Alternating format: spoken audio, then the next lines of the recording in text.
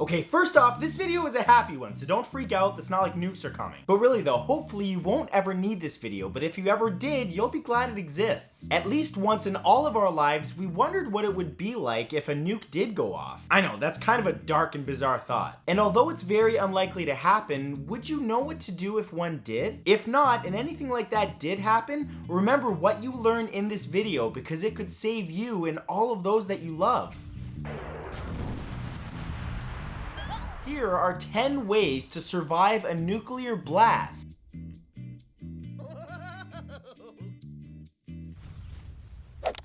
Number 10 is stay up to date on world events.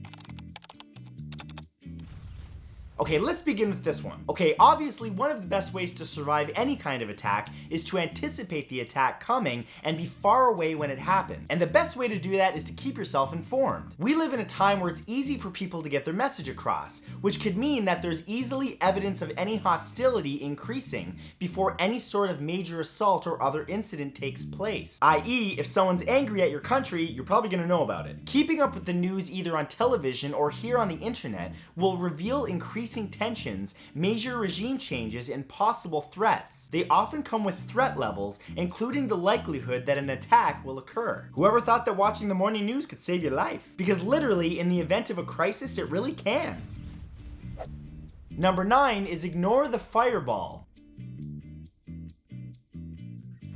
When a nuclear bomb explodes, the effects on the world around it are so powerful and world-changing that nobody could really be faulted for taking a moment to witness what could likely be the only mushroom cloud that you will ever see in person. But while you're pausing to lay eyes on that devastating beauty is rapidly coming for you. Even if you're 5 kilometers away from ground zero, you'll probably only have around 15 seconds before the heat wave hits you, and 22 to 25 seconds before the shock wave turns everything around you into debris, so you better act fast. Additionally, the fireball is incredibly intense and should not be stared at. It's bad for your eyeballs. Like viewing a solar eclipse without proper protection, looking at the blast's light can cause blindness, and your ability to see is vital to getting to safety. Number 8 is find shelter. As the blast rips through everything in its path, getting to shelter is crucial, obviously in case you didn't figure that out. However, it's important to remember that just because a building is close by doesn't mean that it's going to provide proper protection. Try to find a building made of brick or concrete, preferably one with sublevels, and avoid wooden structures, windows, or anything that will clearly become nothing more than flying life-threatening debris when a shockwave hits. Get as far underground as possible without using elevators. If you ever lived in a building where the elevators go down, this is like that times 10. You should also steer clear of ladders until after the blast passes and the ground settles back down. A fall could prove fatal if no one is around to help you. Finding shelter even after the shockwave is gone is essential, as the fallout is close to reaching you and could prove deadly. Number 7 is brace for impact. Like that. If you're outside far from any concrete structure or even in a flimsy shack or cabin that will offer little protection, then your best bet is to find a hillside or depression in the earth that will put as much dirt and stone between you and the blast as possible. Then lay flat on your stomach, pressing yourself as low as you can while plugging your ears and covering as much of your skin as possible to protect your hearing, not to be like la la la, nothing's happening, la la la, unless that helps you, I'm just saying. But really though, the force that hits is going to hurt a lot. Experts say that while keeping your eyes squeezed shut is crucial, it's even more important to keep your mouth open. There's something you never expected. When the shockwave passes, it's going to compress your body, and when your organs get squeezed, they release the gases inside of them, and that needs to go somewhere. Either open wide or risk, well, not nice things happening. Number 6 is avoid fallout. When a nuke explodes, it turns everything in close proximity to dust and ash, much of which is propelled upwards into the atmosphere. But then it soon comes back down, now possessing residual radioactive particles that are quite lethal. The radiation won't kill you as quickly as the blast, but can poison your blood, burn away your skin, and even cause cancers, leading to a painful death that could take anywhere from hours to years to come about. Getting as far underground as possible or into a shelter with thick walls is your best bet. set. Radiation levels will fall over time, but it's important to stay put for at least 48 hours or until emergency services can get you. It's recommended that you stay bunkered down for 8 to 9 days, which is the half-life of radioiodine, the most lethal of the products created by the nuclear explosion. Okay, we're halfway through. You freaked out yet? No? Good, keep watching. Number 5 is strip and clean.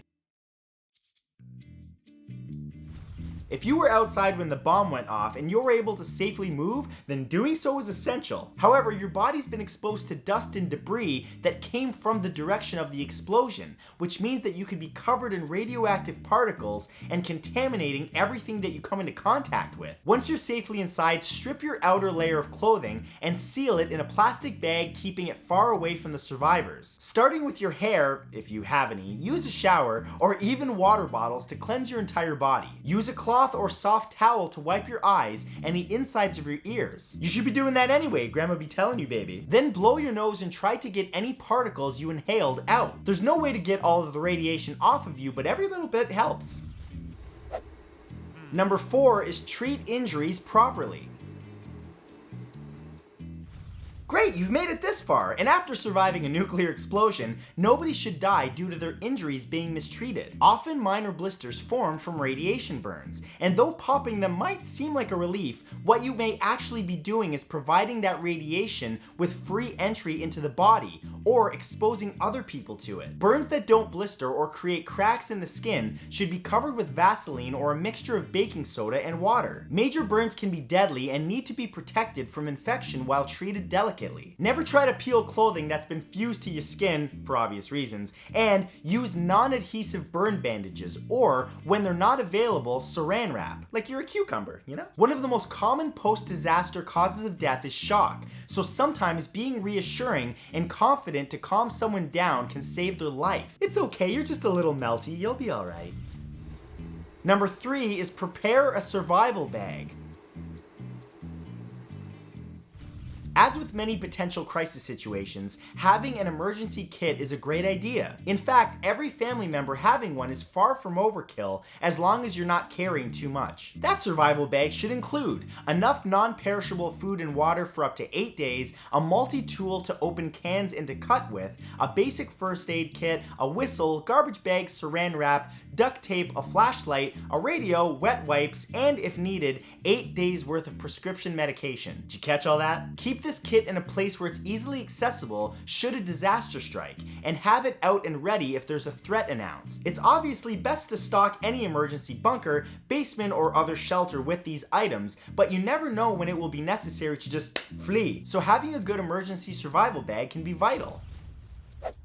Number 2 is know what's nearby. If a nuclear attack has occurred, or if it's been announced that one is imminent, how well you know the area that you're in could be a factor that determines if you make it out alive. Many people are so busy worrying about getting out of major metropolitan areas that they neglect to think about the place that they're headed to or what's there. Any sort of attack like that can cause terror, but if the country under attack is from another nation, the targets will more likely be defensive installments, such as nuclear silos and air bases, or needed resource providers like power plants or petroleum refineries. Simply killing civilians won't push the enemy's agenda, but crippling the area's ability to protect itself would. So knowing what's around your home and heading in the target-free direction is essential to your survival. Oh, and also side note, make sure you load up on Twinkies. They never go stale, and you could eat them 100 years from now. And number 1 is have a plan today. And that's where this video comes in. The absolute best way to survive any life-threatening situation is to be prepared for it ahead of time. It may seem silly to be ready for a disaster with the magnitude of a nuke, but there are unfortunately a number of people who wish they'd been prepared when destruction rained down on them. Going over evacuation procedures where the emergency supplies are and where to go if you get separated can be the difference between life and death in any disaster, natural or otherwise. Having a plan with multiple possible scenarios, such as which way to go depending on where the bomb hits, or where the largest supply cache is, may seem like a waste of time and resources. And let's be honest, hopefully it is. But as the old cliche goes, it's better to have it and not need it than to need it and, well, not have it. But above all, remember, rip this video, keep it on your phone just in case, and Twinkies, I'm telling you, Twinkies!